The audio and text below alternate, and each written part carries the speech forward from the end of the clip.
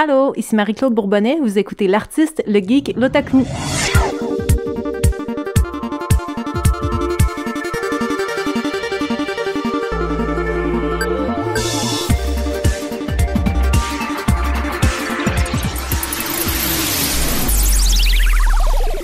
Hey, salut tout le monde!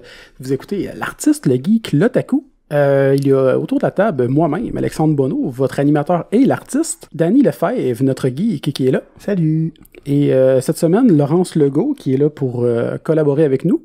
Salut! Puis, on est très chanceux, on a Marie-Claude Bourbonnais qui est là avec nous aujourd'hui. Allô! On est en direct du Nadeshikon de Québec. Oui. C'est très cool que tu aies accepté de prendre un peu de ton temps très occupé dans la journée. Ça me fait plaisir. Je dis toujours la même chose, malgré le fait que ça commence à être un petit peu plus connu au Québec, il reste encore du chemin à faire. C'est pas tout le monde qui sait c'est quoi le cosplay, puis j'essaie à chaque fois que ça fonctionne dans mon horaire de m'impliquer dans les événements locaux qui permettent au cosplay de se faire connaître plus à Québec et au Québec. Quelqu'un qui n'a jamais écouté un animé japonais, tu l'assois devant un animé pour la première fois de sa vie, on part de loin. Là, c'est un monde qui est difficile d'approche pour les non-initiés, mais c'est de plus en plus connu. Mais toi, dans le fond, t'es une fan d'anime depuis assez longtemps, j'imagine? Mais quand tu réfléchis à ça, sauf vous êtes plus jeune, là, mais quand moi j'étais jeune, tout ce qu'on avait à la télé, c'était des animés traduits en français, tu sais, Maya l'abeille, Rémi sans famille, le petit castor. On a quand même 32, fait que c'est pas super. Ah, tu le fais. Les gens réalisent pas ça, Astro Boy, tu sais, c'était tout de l'animé japonais old school, mais c'était de l'animé quand même. Fait que ma première relation avec l'anime, ça date de quand j'étais toute jeune. C'est juste des années plus tard que j'ai réalisé que, hey, finalement, ces émissions-là que j'écoutais, c'était des animes japonais. Puis j'ai comme redécouvert ça des années plus tard, quand j'ai découvert le cosplay, je me suis replongée dans l'anime parce que je voulais voir c'est quoi les nouvelles choses, les costumes, puis j'ai juste comme renoué avec des vieilles racines. Ouais, je comprends. Moi aussi, c'était la même chose. Quand j'étais jeune, j'écoutais Pokémon et Sakura Card Captor, mais je savais pas que c'était des animés. J'avais 4 ans, j'écoutais ça, je trouvais ça super joli. Ah oui. Ben, la plupart des émissions de même, c'est ça, le monde en général pense que c'est comme américain, probablement même, tu sais, le petit castor, c'est aussi c'est japonais. Ah oui, absolument. Moi, c'était sous le signe du mousquetaire, mon préféré. C'était pas celui avec les chiens, ça? Non. Avec le chien, c'était Belle et Sébastien. Non, mais il y avait les 3 mousquetaires, mais c'était des chiens. Oui, c'est vrai, t'as raison. C'est comment ça j'ai écouté ça. Puis il y avait Sherlock Holmes. Il y avait Sherlock Holmes aussi qui était en 2 chiens. Oui, mon cher Watson. Okay. On l'avait chanté en plus, celle-là. On a fait un spécial à mon émission jeunesse qu'on a comme trop chanté de chansons pour montrer nos voix dégueulasses, surtout la mienne. Mais le oh wow était pas pour ta voix. Hein. Le oh wow était pour émission jeunesse. C'est quand que je viens de dire que je suis plus vieille que vous tous, petite jeunesse qui avez 33 ans. Non, mais moi, je suis vraiment petite jeunesse, j'ai juste 21 ans. Fait bon, ben là, toi, dors! T'es borderline majeur, là, va-t'en. OK. Trop jeune. Mais c'est quoi le premier cosplay que tu avais fait?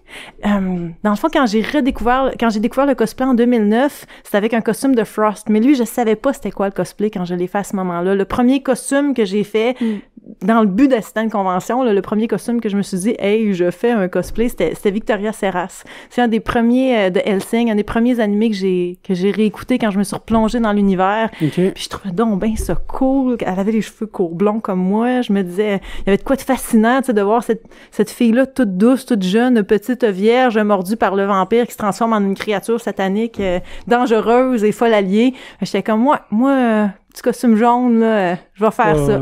Fait que ça a été mon premier choix d'animé pour un cosplay. Mais faisais-tu un peu déjà de la couture avant? Des trucs, Moi, j'ai étudié en design de mode. J'ai eu mon diplôme en 2001. Mais quand j'ai découvert le cosplay en 2009, j'avais déjà beaucoup d'expérience comme couturière. Puis le cosplay m'a juste permis de me spécialiser davantage. Aujourd'hui, je travaille le cuir, je travaille les matières stretch et non stretch, je travaille le latex. J'essaie vraiment d'utiliser le plus de matériaux possible. Puis le cosplay m'aura servi à ça dans ma vie. À explorer les nouveaux matériaux. La technique derrière, tu sais, un vêtement de la vie de tous les jours qui est fait pour être porté, qui est fait pour être produit à la chaîne, c'est la production de masse. Puis la technique derrière un costume, c'est 2 univers complètement différents. Ouais, clairement. Parce que le costume, c'est ça, faut que tu gardes quand même en tête le confort, mais un peu moins, j'imagine aussi, que le vêtement de tous les jours. Des fois, il y a des costumes qui doivent moins être confortables que d'autres. Là. Ça, c'est certain. En fait, j'ai eu l'impression que j'avais vraiment progressé comme cosplayer et comme costumière, disons. Pas comme cosplayer, mais d'un point de vue technique, j'ai vraiment eu l'impression que j'avais accompli quelque chose. Le jour où j'ai fait un costume qui était visuellement presque parfait, puis qui me faisait aucun bleu, aucun mal nulle part après l'avoir porté des heures de suite. J'ai comme, OK, là, j'ai vraiment acquis, là, j'ai atteint un nouveau niveau, là. Mais non, les besoins du costume sont complètement différents des besoins du vêtement. Puis, ce que j'ai développé, là, techniquement, là, à travers ces années-là, ça a pas de prix, là. C'est ça, je vais devoir ça au cosplay, de m'avoir permis de repousser mes limites tout le temps, puis d'explorer des domaines, tu sais, auxquels je me serais jamais intéressée sinon. C'est sûr, parce qu'il y a beaucoup de genre de détails ou de coupes de vêtements que tu feras pas dans un vêtement, là, de tous les jours. Tu sais, je vois juste, mettons, exemple, tes genres d'épaulettes que tu as présentement. Techniquement, en fait, ça c'est un exemple de costume qui est très, très proche du vêtement. Moi, quand j'ai développé Roberta, j'ai fait l'inspiration était clairement victorienne, fin des années 1800. Fait que j'ai fait des recherches sur les uniformes traditionnels, puis les uniformes de sœurs religieuses, d'infirmières. Tu sais, à cette époque-là où tous les corps professoraux avaient vraiment des uniformes. Costume, là, les têtes de manche typiques de ces années-là. C'est pour faire une transposition dans la vraie vie qui avait des racines réelles, tu sais, qui pouvaient être historiquement accurate, tu sais, parce que c'est un costume qui est très, très proche du vêtement. Mais il y a d'autres costumes, les costumes de jeux vidéo sont un bon exemple de ça, sont pas faits pour être cousus dans la vraie vie, sont dessinés par des gens qui savent pas coudre, tandis que le vêtement, lui, il est dessiné dans l'optique qui va être cousu. Tu sais, chaque couture d'un vêtement a été réfléchie pour que ça coûte le moins cher possible puis que ça se couse le plus vite possible.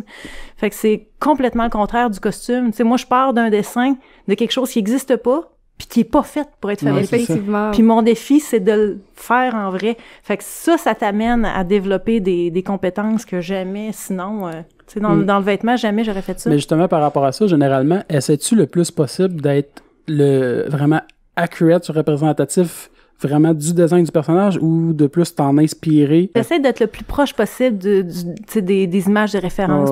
Ça m'arrive de faire des adaptations, tu sais, quand vraiment t'arrives face à face avec quelque chose qui se peut pas. Ou, tu sais, ma morphologie, tu sais, mon buste fait que je suis beaucoup obligée d'adapter les designs. Fait qu'il y a des choix techniques dans le dessin de patron, tu sais. Je suis obligée de changer un peu la forme du vêtement parce que sinon je rentrerai pas dedans. Fait que c'est à moi d'intégrer ces défis techniques de patron-là pour que visuellement, quand le fan du personnage le regarde, ben il voit pas ça. C'est à moi d'intégrer ça pour rester le plus fidèle possible à l'image finale, au but, mais qu'en arrière de ça, il y a un travail technique qui fait que, ça me fait peu importe ma morphologie. Ça, c'est le côté technique que moi j'aime, là.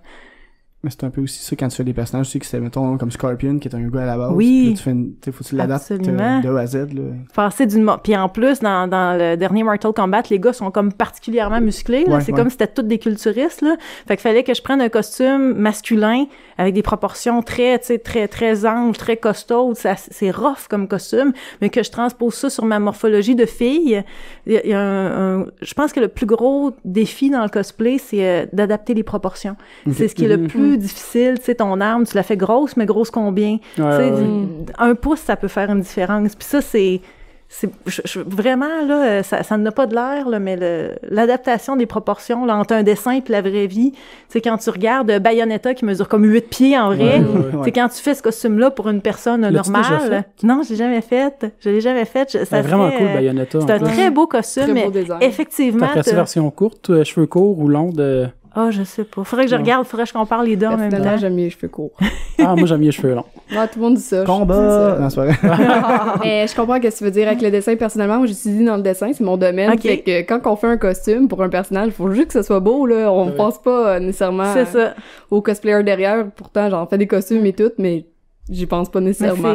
C'est le défi qui, moi, me stimule, tu sais, de prendre un dessin, puis tu sais, tout de suite, en regardant le design, je sais ça va être quoi les difficultés. Puis chaque costume te fait tout le temps apprendre quelque chose. Tu sais, dans Scorpion, moi, j'ai passé un diplôme en technique spécialisée de travail du cuir avec ce costume-là. Ça a été comme mon examen final. Si tu veux, moi, j'ai soumis le costume de Scorpion pour passer mon examen, pour avoir mon diplôme. Puis, tu sais, j'ai développé plein d'affaires dans ce costume-là qui vont me servir pour mon costume d'après. Puis dans ton costume d'après, ben, tu rencontres d'autres difficultés. Fait que tu trouves des solutions à ces problèmes-là. T'apprends tout le temps. Chaque costume a comme son petit défaut. Tu sais, jamais rien parfait, mais ce que tu as appris dans ce costume-là, ben, te sert la fois d'après. La fois d'après, tu rencontres un autre.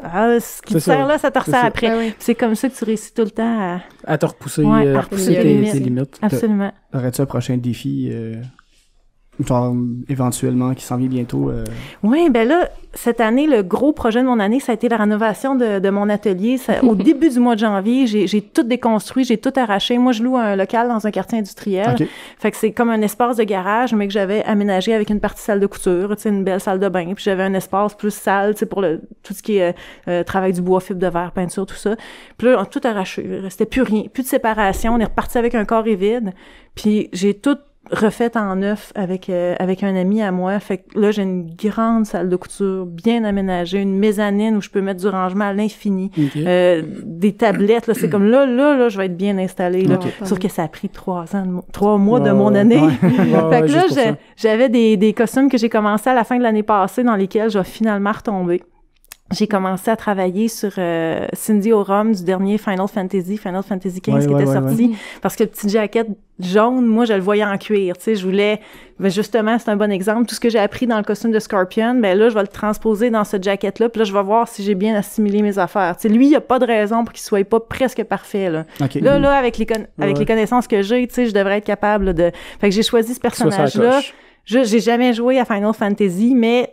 Je veux, tu sais, pratiquer mes techniques de cuir. Fait que j'ai choisi un personnage pour lequel c'était comme pertinent. Puis quand même récent, puis quand même un peu populaire, donc tu vas aller chercher les gens aussi, là. C'est important. Je te dis que je suis pas bien bonne là-dedans, moi, faire des affaires populaires que je devrais plus. Toi, tu y vas vraiment avec qu'est-ce qui t'attire. Mais c'est ça qu'il faut aussi, là. Faut pas... Mais, tu sais, je me tire un peu dans le pied parce que ça serait tellement facile. Tu sais, je pourrais faire une affaire d'Overwatch, ça serait tout croche, puis le monde aimerait ça pareil, tu sais. Mais j'ai pensé à Overwatch, le personnage principal. Puis...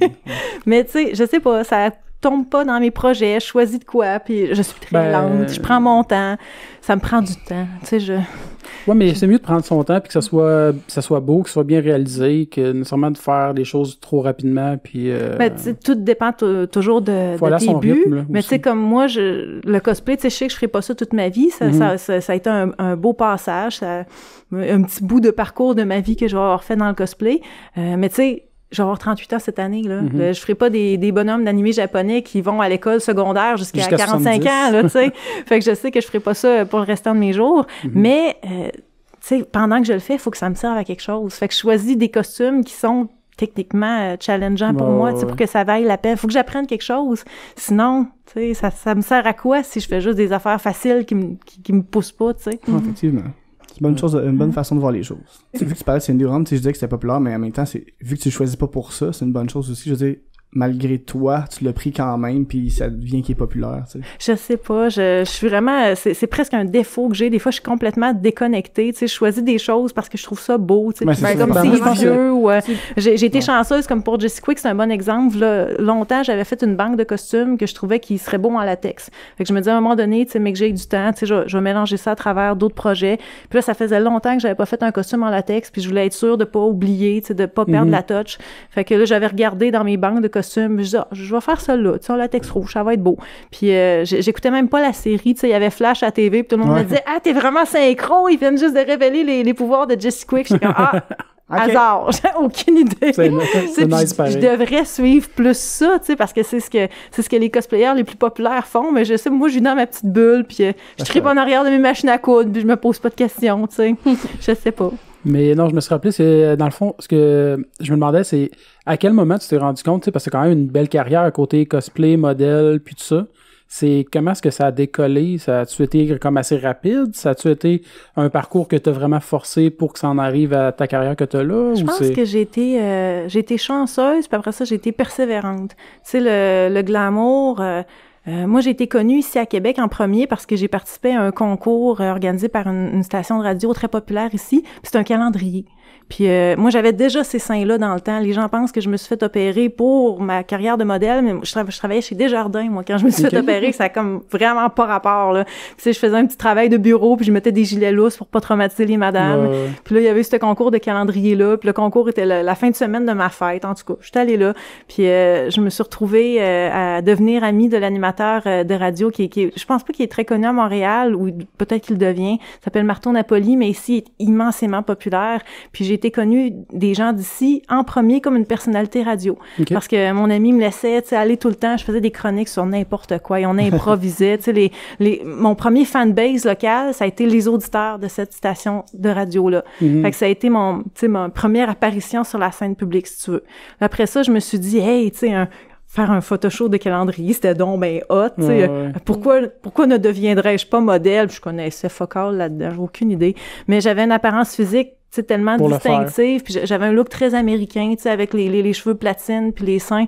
Fait que je me suis ouvert, là, tout vraiment naïvement, un petit portfolio en ligne sur un site quelconque d'affaires de modèles, puis j'avais des demandes, tu sais, de photographes au début locaux, puis après ça internationaux. J'ai été en 2010, 2011, là, 2009, 10, 11, j'ai été ce que tu appelles une modèle Internet. Tu sais, moi, je faisais des photos pour certains sites pour adultes avec différents niveaux de nudité. J'ai jamais fait de pornographie. J'ai fait ma limite vite. Là, je suis pas très, je suis pas très de type actrice porno, là. Mais tu sais, je faisais des magazines pour hommes, tu sais, des topless, des affaires comme ça.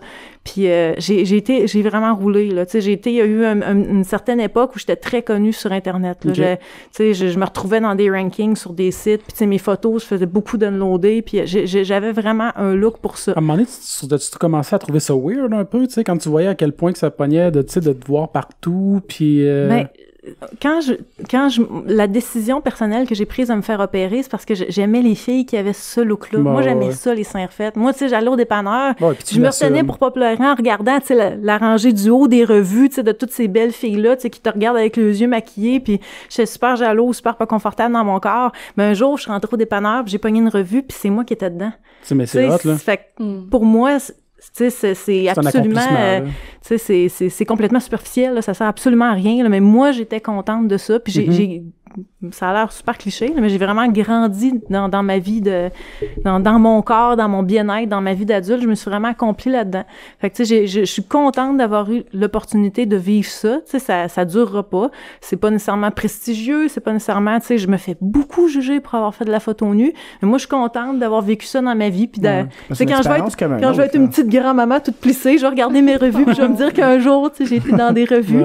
Fait que ça a été comme la première partie. Après ça, j'ai découvert le cosplay, puis là j'y ai goûté. Là j'ai payé pour, parce que le cosplay a beaucoup changé. Aujourd'hui, tu sais, des costumes décolletés, il y en a tout plein, là. Mais quand j'ai découvert ça, c'était pas encore comme ça, le cosplay. Puis là, je me suis vraiment fait ramasser, tu sais, d'être la fille qui a fait de la photo nue, tu sais, qui vient, qui fait semblant d'être gay, puis tu sais, qui vient chercher de la popularité en costume de sex shop. Puis là, finalement, j'avais des beaux costumes, tu sais, fait que le monde disait, finalement, du talent. Puis... non, il disait, finalement, elle a une bonne équipe, tu sais, elle s'est entourée de bon monde pour faire des beaux costumes. Fait que ça a pris à peu près 3 ans avant que le monde croie vraiment que, tu sais, je pouvais avoir l'air de ce que j'ai l'air, puis vraiment fabriquer quelque chose. Comme si que de faire derrière, là.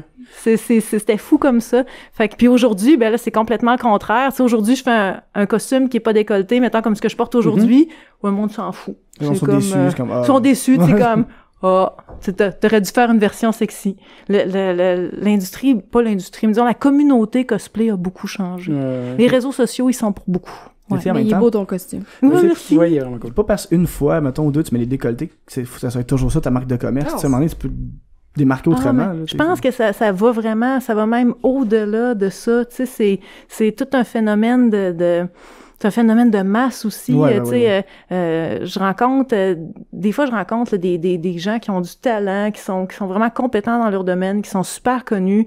Puis là, tu regardes les réseaux sociaux, puis t'es comme, voyons, il y a personne qui vous suit. Tu sais, comment ça que t'es exceptionnel comme ça, puis que personne ne sait que t'existes. Puis après ça, tu regardes, tu sais, les réseaux sociaux d'une petite jeune fille, tu sais, qui est super connue. Exemple, je veux dire, le cosplay, vu que c'est le monde que moi je connais, mais tu sais, il y en a comme ça. Il y a des purs inconnus aussi, qui sont juste jolis, puis qui ont des centaines de milliers de followers sur les réseaux sociaux. Tu sais, fait que ça devient comme une roue qui tourne.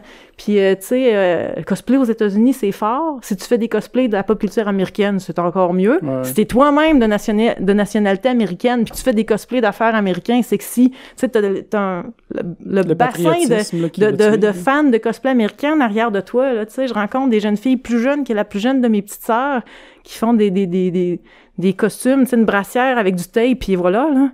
Puis tu sais, c'est ça fou, marche, là. Ça marche. Fait que tu sais, c'est vraiment... C'est une roue qui tourne. C'est un phénomène de réseau social qui est plus connecté avec l'amour de ton personnage, avec, tu sais, l'intention de fabriquer quelque chose de beau. C'est déconnecté de tout ça. Là, c'est devenu un concours de popularité aujourd'hui. Tu peux devenir populaire vite, mais c'est de maintenir ton statut qui devient plus difficile aussi dans ce domaine-là. Ah ben, je pense que dans tous les domaines, tu demanderais à n'importe quel chanteur, acteur, tu sais, il dirait la même chose, là. Mais tu sais, quand en plus, t'as comme, tu sais, une chanteuse, on espère qu'elle ait de la voix.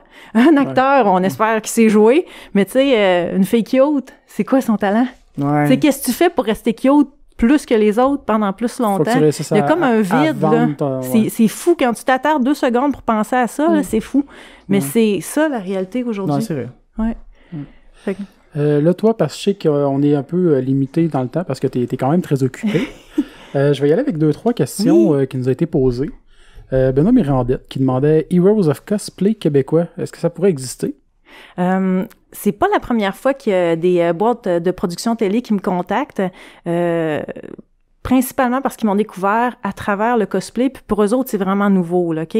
La façon dont ça fonctionne, t'as quelqu'un dans chaque station de télé, je sais pas c'est quoi le nom de son poste, mais t'as un genre de, je vais l'appeler un directeur du contenu qui choisit, tu sais, l'émission qu'ils vont diffuser. Fait que mettons que toi, t'es une production télé, puis tu sais, t'as entendu parler de moi, puis tu trouves que ça aurait du potentiel, toi, Heroes of Cosplay québécois, mais si tu présentes ça, tu sais, à un directeur de la programmation ou whatever, puis qui dit, ben non, en ce moment, ce qui fonctionne, c'est les émissions de recettes, les émissions de rénovation, une émission animée par Éric Salvaille ou par Véronique Cloutier ou par un humoriste, je crois pas que le public québécois va être intéressé par ça, je refuse ton projet.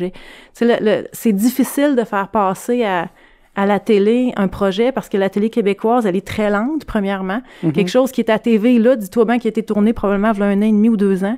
Fait que, tu sais, c'est dur d'être dans la tendance. Puis elle est très frileuse, la télé québécoise. C'est long avant que tu réussisses à passer quelque chose de différent. Parce que j'ai l'impression que le plus gros du bassin public québécois, c'est beaucoup...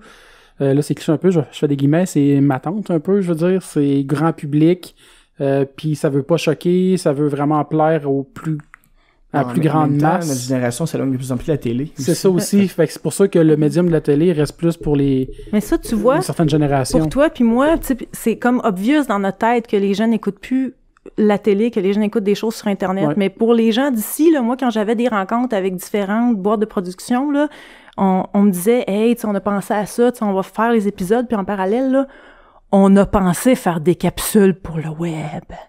Là, j'étais comme, ben j'espère, tu sais. Mais eux autres, c'était comme nouveau, là. Tu sais, pour ici, là, l'Internet, là, c'est une bête à dompter, là, tu sais, prendre ton émission de télé puis la rendre disponible à l'international sur Internet pour que du monde de d'autres pays puisse l'écouter. Ça, tout le monde fait pas ça, là. Tu sais, quand moi, j'ai été à la télé puis que, tu sais, je postais sur mes réseaux sociaux, tu sais, venez écouter telle affaire, c'est en français, mais c'est pas grave, c'est drôle, mais c'était barré. Tu sais, tout le monde m'écrivait en disant, tu sais, comme quand tu vas sur YouTube, cette vidéo est pas disponible dans votre pays, là. Fait que, tu sais, c'est autre... Faut que vous pensiez autrement. Ce qui est obvious pour nous autres, là, pour la télé du Québec, c'est pas ça.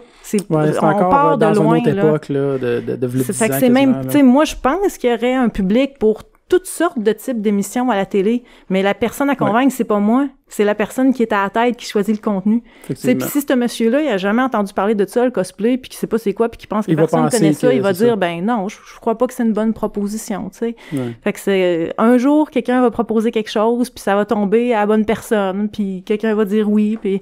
Mais tu sais, on n'a pas de contrôle là-dessus. Moi, je pense qu'il faut juste attendre encore une couple d'années, honnêtement, puis ça s'en vient de plus en plus. Ben comme probablement plein d'autres affaires au Québec, quand que le cosplay, ça va être complètement passé date, partout ailleurs dans le monde, ici, ça va être vraiment hot. Ça va être comme la... Mais que j'ai 45 ans, mais que j'ai 50 ans, tout le monde va m'appeler. Tu sais, je sais pas.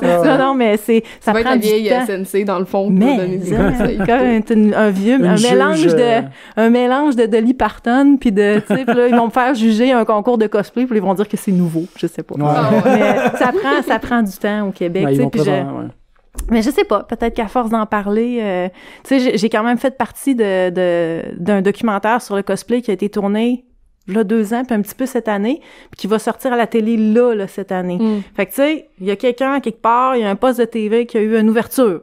Mais tu sais, c'est un documentaire. C'est pas encore une émission en 12 épisodes. Ouais, c'est ça. Fait que, puis c'est pas obligé d'être juste le cosplay non plus. Tu sais, il y a tellement de sujets, tu sais, intéressants, autres que des émissions de recettes, des émissions de rénovation, dont on pourrait parler. Mais c'est ça, la télé au Québec, c'est un défi. Puis sinon, peut-être juste une dernière question. Ton avis sur l'intimidation dans le monde du cosplay? Ça, c'est un sujet... J'ai choisi la question qui était le plus longue pour étirer ton temps. Non, c'est pas vrai. Non, mais regarde, je me suis dit après, on va prendre le temps que ça prend pour répondre, parce que ça se répond pas en 30 secondes. Non, effectivement. Il y a beaucoup de discussions à ce sujet-là, puis je suis comme pas tout le temps la personne la mieux placée pour en parler, parce que mon apparence physique est tellement extrême. Tu sais, je colle tellement aux stéréotypes, autant de certains personnages d'animés japonais que de certains personnages, surtout les personnages de comic book américains, là, que, tu sais, je suis comme pas la bonne personne, j'ai pas de crédibilité, tu sais, si moi je dis, tu sais, si je fais une annonce de Dove puis que je dis, tu sais, toutes les morphologies sont belles, toutes les filles sont belles, t'as le droit de faire, tu sais, tel personnage, même si t'es en surpoids, exemple, moi, j'ai pas de crédibilité quand je dis ça. Mais il reste que... je sais pas, je suis comme pas une bonne porte-parole pour ce genre de cause-là, parce que, tu sais, tout le monde va me dire, ben oui, mais tu sais, toi, on sait bien, tu sais, toi, c'est facile, tu sais. Ça veut pas dire que je le pense pas, là. C'est juste que, moi, si je me prononce sur ce genre de choses-là, je risque plus de blesser des gens que d'aider la cause. Puis pourtant, tout le monde, tu sais, le cosplay, c'est un hobby. C'est pas parce que les réseaux sociaux en ont fait une affaire médiatique incroyable, une affaire populaire de tous les temps que, tu sais, n'importe quel enfant, n'importe quel ado, n'importe quel adulte devrait avoir le droit de se déguiser dans le bonhomme qui veut-tu, tu sais. Ça dit pas, y a pas de règlement contre ça, là.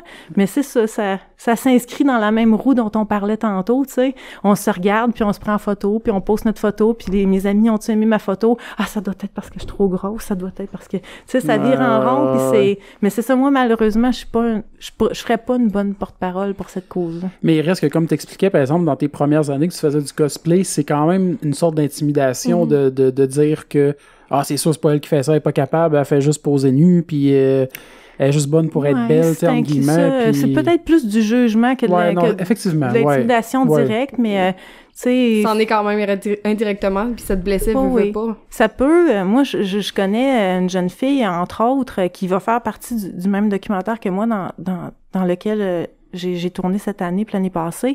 Puis elle, ça l'a beaucoup bouleversée de faire partie de ce monde-là du cosplay. Je pense qu'elle a même développé des troubles alimentaires suite à ça, parce qu'elle a participé à des mascarades, puis là, elle se dit « Ah non, tu sais, j'ai pas gagné. T'sais, il était beau, mon costume, pourtant. Pourquoi j'ai pas gagné? Ah, je dois être trop grosse. Je dois être trop laide. Tu sais, je dois... Fait effectivement, des fois, un commentaire qui est anodin pour quelqu'un, tu sais jamais l'autre personne elle va le recevoir comment. Tu sais jamais l'autre personne, tu sais, comment que ça va être reçu. Fait que c'est surprenant comment un commentaire peut blesser. Moi, ça fait longtemps que j'ai tout réglé ça puis que j'ai laissé ça en arrière de moi. À partir du moment où tu deviens connu, là, tu t'exposes à ça. Tu sais, moi, avec la physionomie que j'ai, si j'avais jamais voulu que personne ne dise rien sous moi, j'aurais pas fait de la photo, tu sais. Moi, je suis prête à vivre. Il y a pas grand joke de scène que j'ai jamais entendu dans ma vie. J'ai pas mal fait le tour du sujet, là, les drôles pis les moins drôles. Puis, tu sais, moi, j'accepte de vivre avec toutes ces... je me dis, c'est juste des mots, puis gars, je m'en fous, là. Tout le monde peut bien dire ce qu'il veut. Si je veux pas le savoir, j'ai juste à jamais googler mon nom. Ça vient de s'atteindre là, tu sais. Fait qu'il faut juste être... Tu le fais-tu des fois? Jamais. Je google jamais mon nom. J'ai un ami qui s'occupe de ça pour moi. Les affaires positives, les fans me les envoient. Tu sais, regarde, tu fais partie de tel décompte, tout ça. Mais, tu sais, je sais qu'il y a des chatforums, il y a toutes sortes, tu sais, de Reddit. Si tu veux lire des affaires de merde, y a-tu comme un meilleur site que là, tu sais, pour... Fait que, non, quand j'ai fait Racnera, tu sais, la grosse araignée, ça s'est retrouvé partout. Puis, tu sais, il y avait des sites où c'était marqué, tu sais, je sais pas trop, là, t'es juste une bitch avec des gros seins assise sur une affaire qu'elle essaye de nous faire croire qu'elle a construit. Tu sais, il y a même la compagnie, moi j'avais fait ça, j'avais été engagée par Ninja Division pour présenter ça à Anime Expo. Ah, c'est pas grave, surveille pas l'âge, je vais te donner le temps que t'as besoin. Puis les gens de Ninja Division se sont fait dire par d'autres personnes, méchant beau stunt, votre affaire, tu sais, c'était bien monté, tu sais, les setups de photos, on a vraiment pensé, tu sais, que c'était elle qui l'avait construit pour vrai. Tu sais, quel studio vous avez engagé?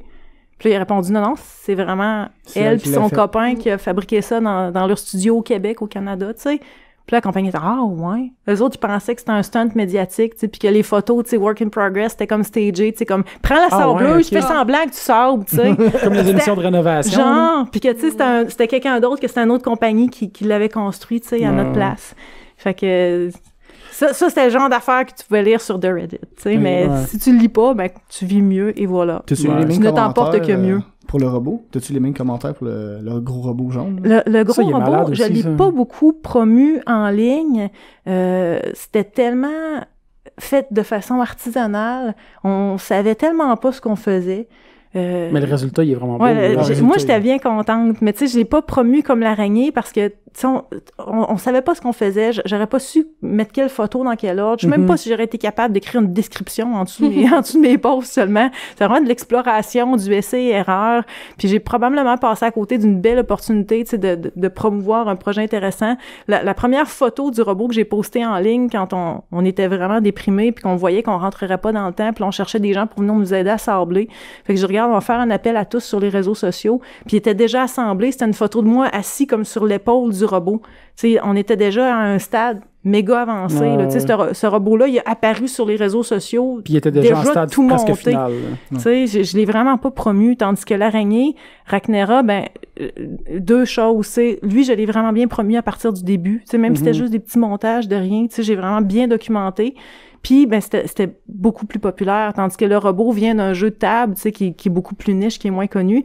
Racnera, ça venait de Monster Musume, tu sais, c'est une des, tu sais, Everyday Life ou The Monster Girl, je pense que c'était une des affaires les plus écoutées sur Crunchyroll à un moment donné. Fait on fessait là, dans quelque chose de vraiment populaire. Là. Ces deux, ils n'ont pas eu la même réception. Elle était faite en quoi déjà? J'avais vu le suivi de ça, mais elle était fabriquée en quoi déjà? En fibre de verre. Juste la fibre de verre? Tu pars avec une structure de styrofoam, puis là, tu as plusieurs étapes, mais la coquille extérieure, c'est du fibre de verre. Beaucoup de poté, beaucoup de sablage, puis tu finis avec de la peinture automobile. Parce qu'il faut quand même que ça soit solide en plus. Oui, parce que ça s'en va en convention. Si tu veux pas. Ça te stressait-tu un peu des fois quand tu étais assis dessus? Tu te dis d'un coup que ça plie un peu. C'était tellement solide, là, il n'y a rien qui pouvait arriver à cette. Puis le robot. Parce que c'est quand même haut, là. T'es à quoi? Le petit siège où j'étais assis, t'es à 5 pieds de terre. Ça me prenait un petit escabeau pour monter. Mais non, c'était à toute épreuve, là. On pourrait probablement, le robot et l'araignée, on pourrait les laisser dehors à l'année longue, puis à rien. Tu sais, ça résisterait.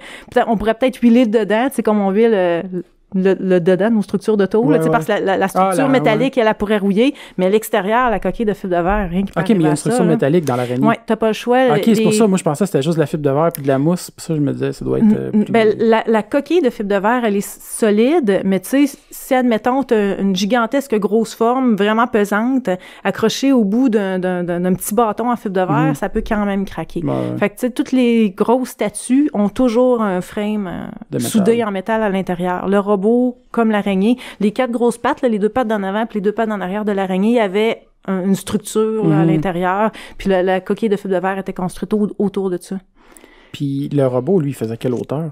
Il y avait... Mon Dieu, c'était 10-12 pieds de haut, certain. Puis il y avait comme 2 gros cylindres. Ouais, il passait pas. On était borderline en dessous des viaducs. Il y a des viaducs qu'on passait pas. Il me semble de voir ça passer. T'es en char, puis tu vois un gros robot passer dans un trailer, quelque chose. On connaissait pas ça, tu sais. Fait que je connaissais pas, moi, les standards. Là, j'ai appris, tu sais, qu'une vanne, c'est 8 pieds de large intérieur. Si tu veux que ça rentre, tu sais, si tu fais plus large que ça passe pas d'une vanne. Fait que nous autres, il fallait le transporter dans un trailer ouvert, là, pour être capable, parce qu'il était trop large, puis il était pas démontable. Fait que c'est comme ça qu'on apprend. Ouais, c'est ça. Prochaine fois, tu l'aurais-tu fait démontable, j'imagine, ou les bras qui se défont? Ça aurait pris, je sais pas comment qu'on aurait pu faire. Au début, on voulait faire les bras qui se défaisaient, mais un bras devait peser, je sais pas, au moins 200 livres. Fait que, tu sais, comment tu veux lever ça à bout de bras puis aller accrocher ça sur quelque chose qui était comme 6-7 pieds de hauteur, ça se pouvait juste pas, là. Je sais pas. Il aurait peut-être fallu le faire en un autre matériel que du fibre de verre.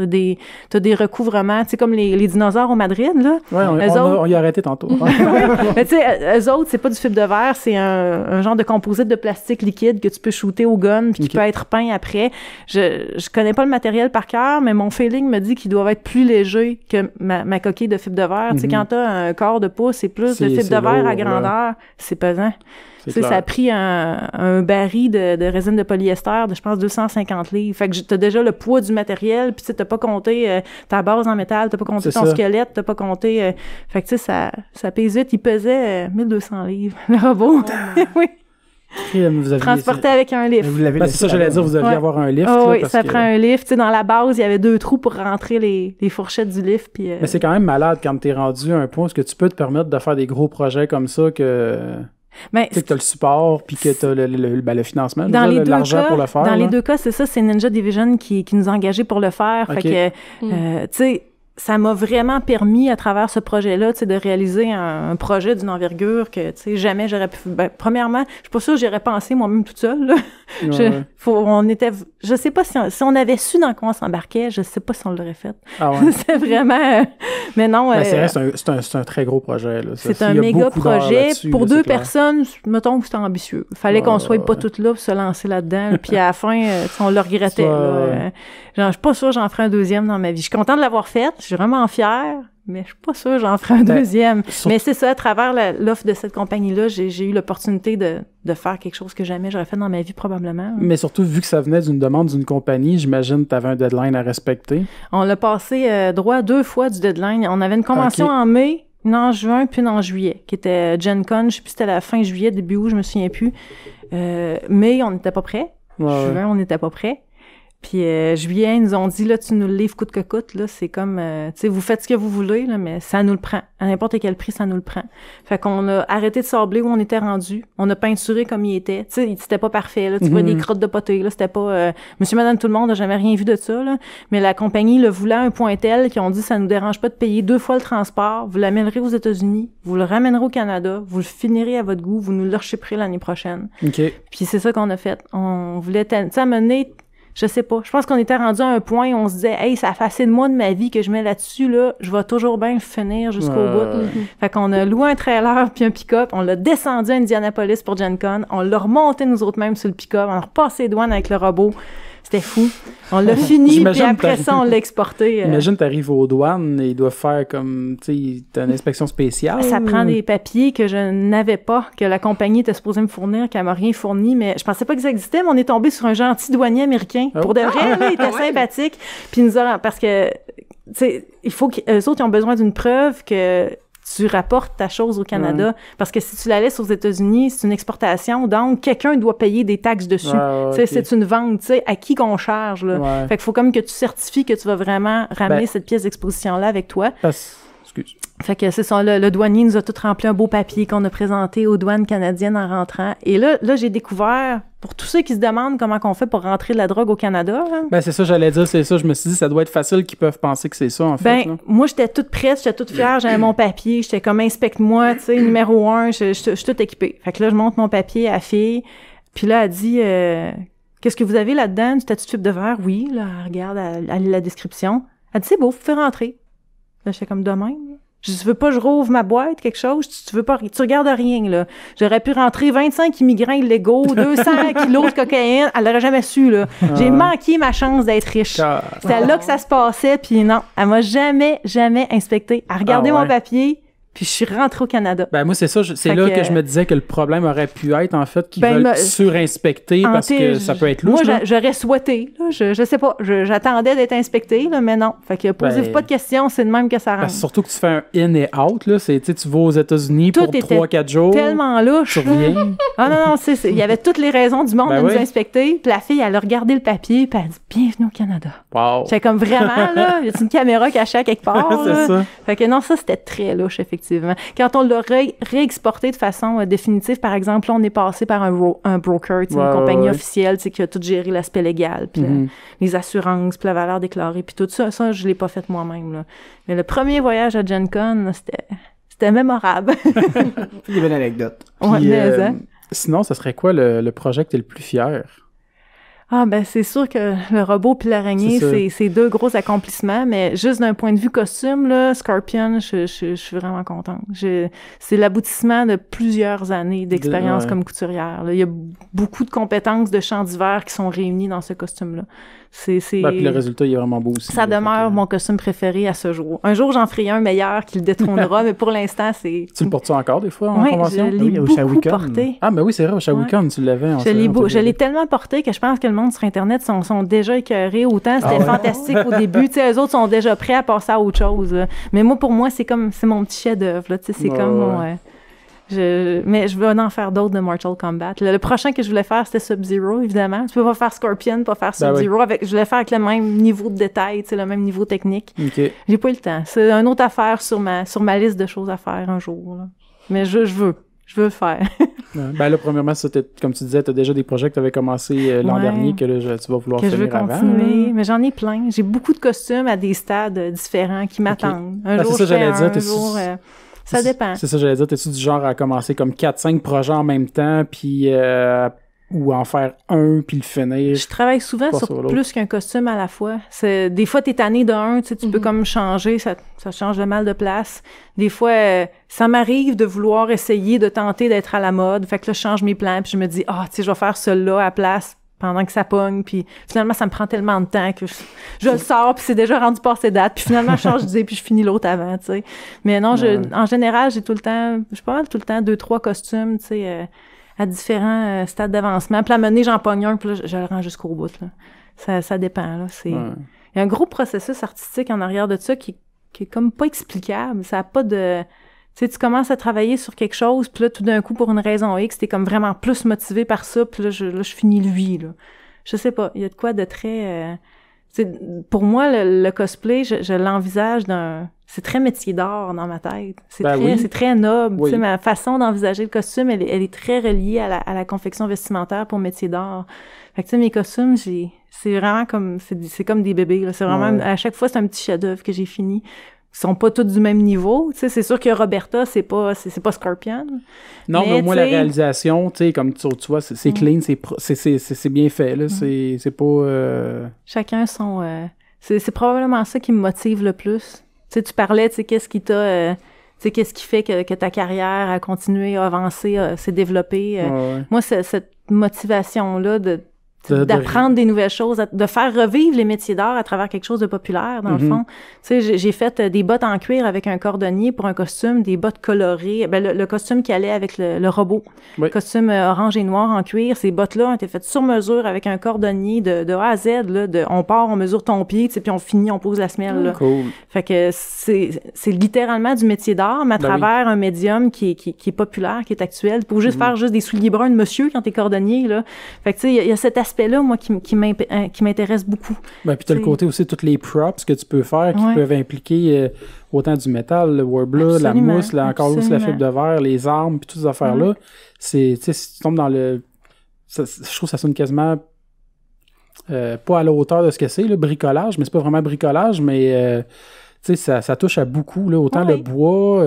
Mais même, tu sais, même si c'est un bricolage, tu sais, le jeune ou l'ado, whatever, tu sais, qui se dit, tu sais, moi, je me fais une épée, puis c'est pas grave, même si elle est juste en mousse ou même si elle est juste...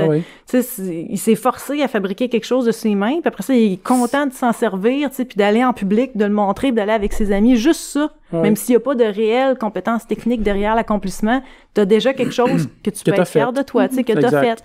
Fait que moi, de voir des jeunes comme ça, on dit que je me sens vieille. De voir, tu sais, des jeunes, tu sais, qui s'intéressent, tu sais, à la couture parce que, tu sais, ils aimaient tout plein leur bonhomme puis ils ont décidé d'essayer de mettre quelque chose ensemble pour ressembler à le bonhomme. Moi, ça me fait plaisir. Tu sais, mon petit cœur de couturière, il fait comme, tiens, encore des gens qui s'intéressent à la couture, tu sais. Fait que c'est, mon point de vue du cosplay est très, je l'aborde juste sous un autre angle, je pense. C'est bien parfait. Mais y a-t-il des fois des matériaux que tu te dis ça me tente pas vraiment, mais t'as pas le choix? Mettons exemple, y a-t-il des matériaux que tu te dis j'ai pas le choix, faut que je le fasse pour le projet, mais j'ai essayé de travailler ça. Le spandex, quand je suis arrivée dans la communauté cosplay, puis que tu sais, il y a beaucoup de costumes de comic book américains qui sont très près du corps, tu sais, puis le meilleur matériel pour faire ça... Spandex, ça wave souvent, là, si tu fais pas comme faut. C'est un tricot extensible. Tu sais, ton ajustement de patron est beaucoup plus simple, c'est près du corps, ça moule. C'est un matériel qui est largement utilisé, qui est facile à trouver dans tous les magasins de tissus. J'en ai eu une écœurite, là. J'étais plus capable. Tu sais, tous les costumes d'Halloween du Walmart de la Terre sont faits en spandex. Tu sais, je suis plus capable. Fait que moi, je me suis fait comme un devoir de j'ai précautionneusement évité tous les mélanges de polyester, lycra brillant, là. Élastane, je suis plus capable. Quand j'ai fait Cassie Cage de Mortal Kombat, j'ai fait la version, tu sais, le skin qui est comme le petit leggings avec le coton ouaté blanc puis les petits points genre de wrestler, de boxe un peu. Puis, tu sais, j'ai tellement fait attention de choisir un tricot noir mat. C'est pour surtout pas que ça ait l'air d'un tissu de costume de bain, là. Fait que ça, c'est comme le matériel que moi, c'est contre ma religion. Moi, je touche pas à ça. Non, puis c'est un peu comme ça que j'ai intégré le latex dans mes costumes parce que j'ai substitué tous les costumes que j'ai faits qui sont très près du corps. Il y en a plusieurs là-dedans qui auraient pu être faites en spandex. Moi, j'ai pris du latex. Non, j'évite ce matériel-là. Power Girl, il était-tu en spandex? Non. C'était un gros tricot. Ça aussi, ça a été un casse-tête. J'ai pensé le faire en néoprène. J'ai bien des options. Puis finalement, j'ai pris un gros tricot mat. C'est un genre de mélange coton-polyester, tu sais, qui a pas un fil de maillot de bain, tu sais, c'était voulu, là. Puis j'ai vraiment cherché longtemps mon tricot blanc, parce que non, c'est ça. J'ai pas aucune raison logique autre que ça m'écoeure, ça me tente pas. C'est tout. C'est une très bonne raison. Effectivement. Mais le latex, souvent, en plus, ça, je savais pas, mais cette semaine, j'ai vu, je pense, souvent, il faut que tu mettes pas de la vaseline ou du lubrifiant pour réussir à rentrer là-dedans. Oui, t'as deux écoles de pensée. T'as des gens qui mettent de la poudre à bébé, de la poudre de talc sur leur peau et à l'intérieur du vêtement. Puis t'as ceux qui mettent du lubrifiant sur leur peau et à l'intérieur du vêtement. Moi, j'aime mieux la poudre. Lubrifiant, ça doit être weird d'être lubrifié toute la journée. Tu finis tout trempe de toute façon. Tu sues là-dedans toute la journée. Fait que à la fin de la journée, que tu le veuilles ou non, tu baignes dans ta sueur. Fait que tu sois 30 tout de suite au début en mettant du lube ou 15 minutes après parce que t'as sué. Mais c'est-tu le fun à porter quand même ou c'est juste pour le look que tu le portes ou c'est... Il me semble que ça doit être... Je pourrais te présenter des gens qui sont des fétichistes de latex qui te répondraient que c'est extraordinaire à porter, mais moi, c'est vraiment pour le look du matériel. Tu sais, moi, à la fin de la journée, là, quand je sors de là, avec des jeans puis un t-shirt, c'est vraiment confortable après ça. Là. Tu sais, parce que quand il fait chaud dehors, tu sues. Quand il fait froid, t'es gelé. C'est clair. Ta sueur te glace sur le corps. C'est comme... Ah non, c'est très compressif. Tu sais, partout où c'est collé, t'as des marques sur le corps. Ouais. Fait que moi, personnellement, c'est sûr que ce feeling-là, il n'y a pas d'appeal pour moi. C'est vraiment pour le look. Mais il y a des gens qui aiment ça. Ouais. Fait que tu dois en porter moins souvent, j'imagine, en convention. Ah, ça dépend. Hein? Mon costume de Sue Storm a été tellement populaire. C'est probablement le costume que j'ai le plus porté. Ah ouais. Tu sais, mon costume de Jessie Quick, je pensais pas qu'il sortirait bien de même, là, avec mon petit casque imprimé 3D. Puis je suis vraiment contente. Là, mes bottes, j'aime tellement mes bottes, sont malades. Tu sais, c'est un costume que j'ai bien réussi, mais qui est effectivement pas mon plus confortable. Là. Mais tu sais, à un moment donné, tu fais ça pour les gens aussi. Tu sais, les fans là, les fans de DC, les fans de Flash, tu sais, sont contents de me voir en Jessie Quick. Là. Fait que une partie de ça aussi que tu fais pour les gens. Là. Tu sais, si je faisais des costumes juste pour moi, je resterais cachée dans ma cave avec. Je l'ai fait aussi, tu sais, parce que je veux que les fans de ces personnages-là, tu sais, quand j'ai partagé mon costume de Scorpion, là, moi, je l'offrais en cadeau à tous les fans de Mortal Kombat. Là, j'étais comme, moi, je l'aime. J'espère que vous l'aimerez. Mais ça doit être cool d'avoir la réponse après du monde qui triple là, sur ce que tu fais. Ah oui, ça, c'est sûr que c'est une belle récompense. Ah oui. Tu passes tout plein de temps à travailler sur quelque chose, puis après ça, t'as des gens qui aiment ça. C'est à prendre avec un grain de sel aussi, parce que les premières conventions que j'ai assistées, je portais des costumes dont j'étais vraiment fière. Puis là, le monde me disait « Oh, wow, that's awesome! » Puis j'étais comme « Merci, merci! » Puis là, ils se reviraient de bord, puis ils voyaient tous les autres costumes, puis ils disaient « Oh, that's awesome! » Fait que j'aime « OK, finalement, c'est pas tant c'est peut-être pas... tout le monde est awesome, là, mais tu sais, non, de temps en temps, tu rencontres des gens, tu vois vraiment là, que t'as fait quelque chose qu'eux autres, ils trippent, pis t'es comme « Ah ben, merci! » Tu sais, ça fait plaisir. C'est sûr, ça fait plaisir. Je comprends. Moi, j'étais encore toute nouvelle dans l'univers du cosplay, parce que j'ai embarqué dans ça quand même tard. Puis l'année passée, c'était à l'Autochtone, c'était ma première mascarade. OK. Puis j'étais en Eternal Center Moon, mon deuxième costume. OK. Je l'avais tout cousu à main, j'avais fait les ailes, le staff et tout.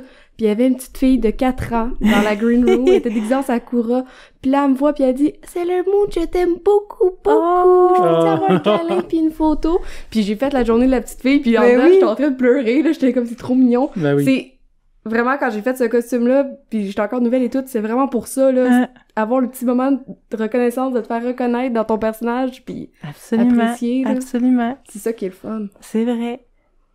Mais d'ailleurs, tantôt, quand on attendait à ta table, il y avait quelqu'un, je sais pas de quel personnage qui parlait, mais qui avait l'air à avoir reconnu un personnage qui était pas très connu, puis t'étais contente que quelqu'un le reconnaisse. C'est Roberta, en fait. Moi, je pensais que Black Lagoon, c'était super populaire. Moi, j'ai écouté ça fait longtemps, puis je pensais que ça pognait au bout. Mais à chaque fois que quelqu'un me voit en Roberta, ils me disent « Ah, c'est le fun que tu fasses Roberta. Personne ne fait jamais des costumes de Black Lagoon. » Je suis comme, pourquoi personne ne fait jamais des...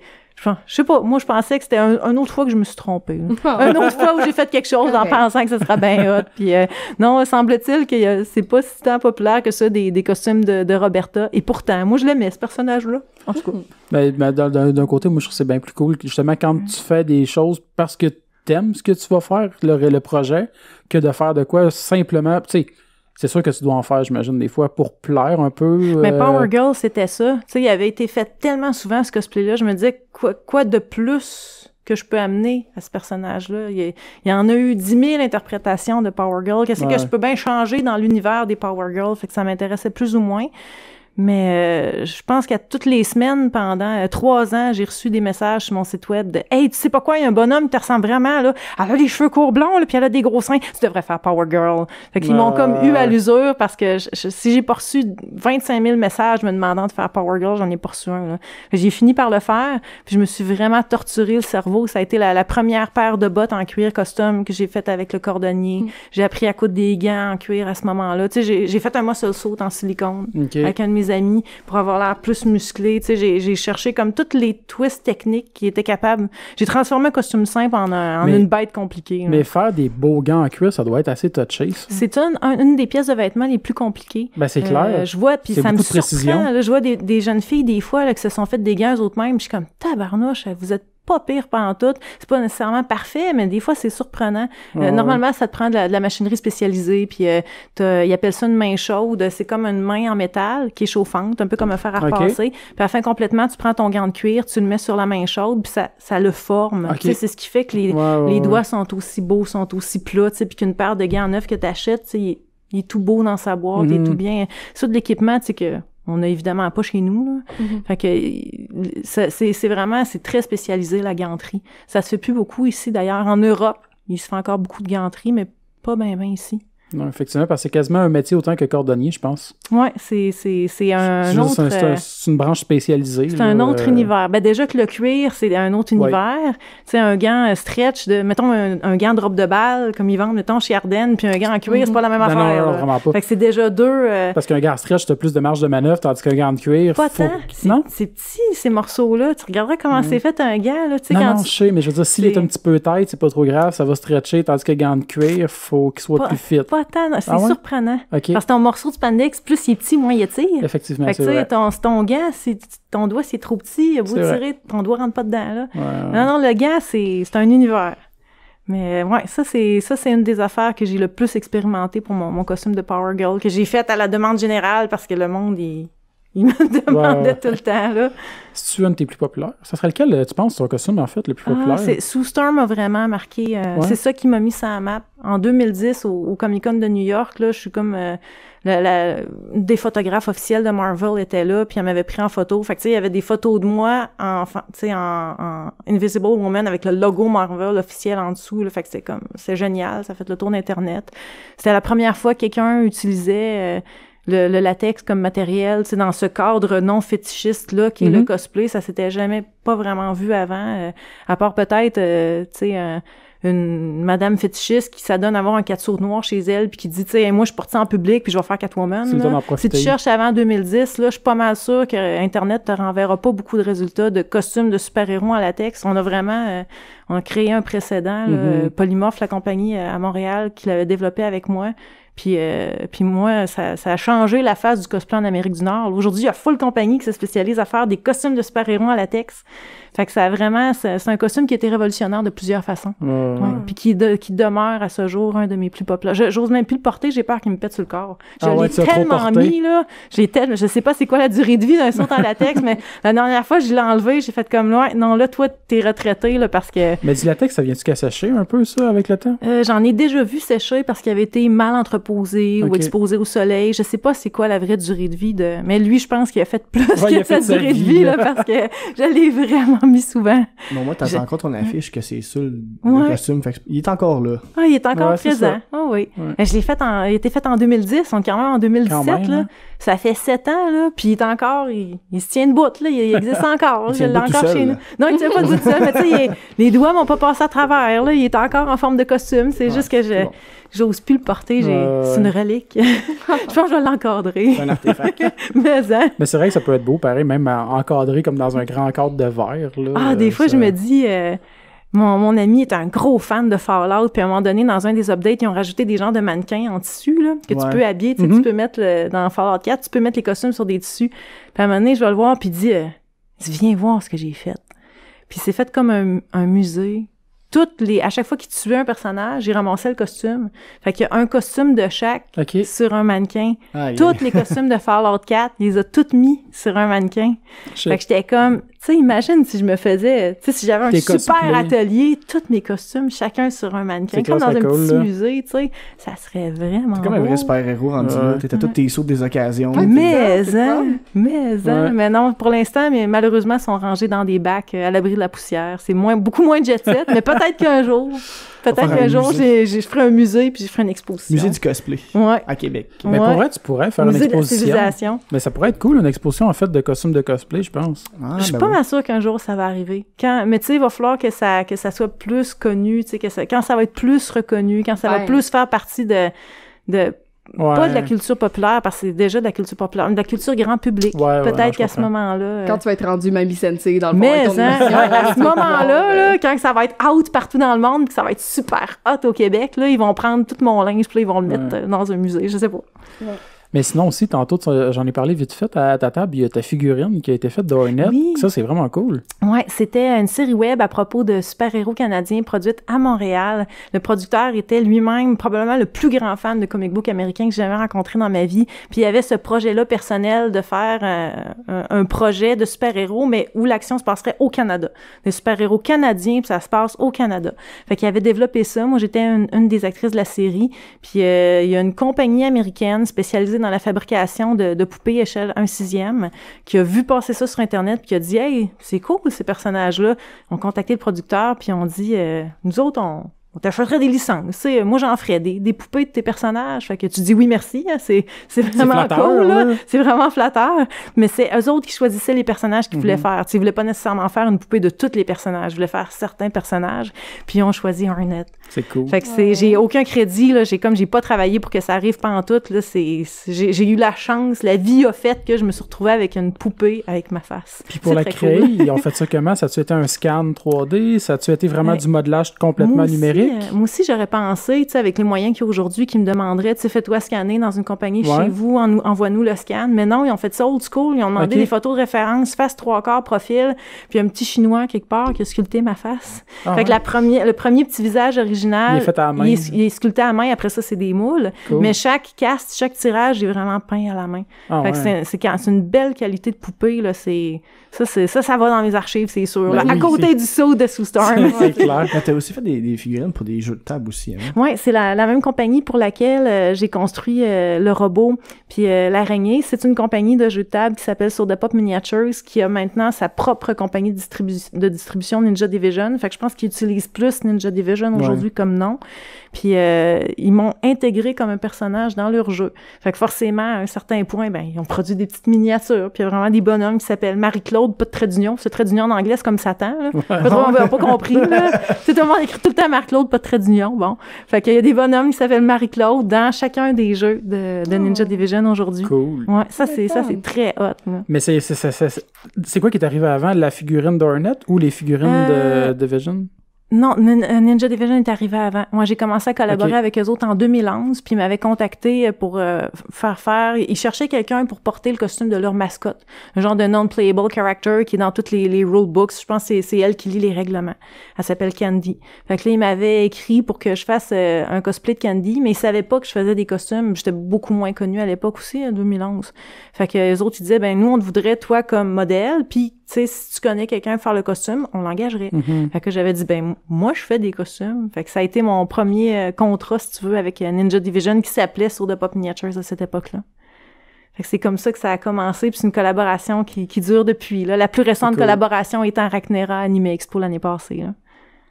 Mais puis ton personnage, dans le fond, justement, de Hornet, c'est toi qui avais créé le costume? C'est non, les autres? Ceux-là, c'est à la même époque où j'ai été introduite, où j'ai été présentée aux gens de chez Polymorph.